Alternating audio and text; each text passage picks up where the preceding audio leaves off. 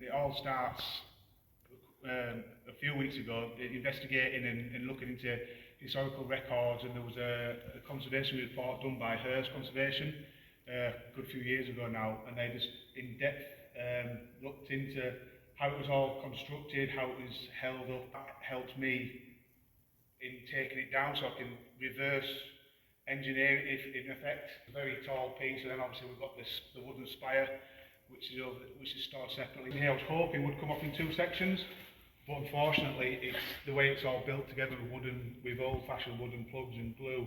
There's no mechanical fixing, so I couldn't do it, so it had to be brought off in one section, which made it more difficult. So we had to adapt our method of getting it down. So we constructed this lifting frame, which also acts as a bit of a protection frame. While we're lifting it, we put some braces to stop it toppling over, lowering it down to the ground, and then eventually lower it down onto the ground and put it onto some dolly wheels, and then we were able to carefully wheel it up into its resting position where it is now, and then it'll stay there throughout the project, and then the structural engineer and architect will come along and check what they need to check, really, so that hopefully it can be fixed in its final new location, suspended from the ceiling.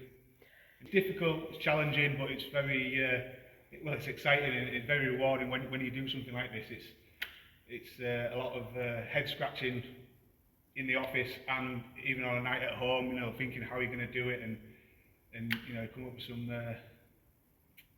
unusual methods of doing things, and like building this, you wouldn't find anywhere where you teach you in a book how to do it, but it's something you just kind of go with your instinct, and being around these projects for so long, so many years, you kind of you take bits of what you've learned on other projects and bits and make it work for you, the specific task. And I think it's gone really well. No damages, no accidents.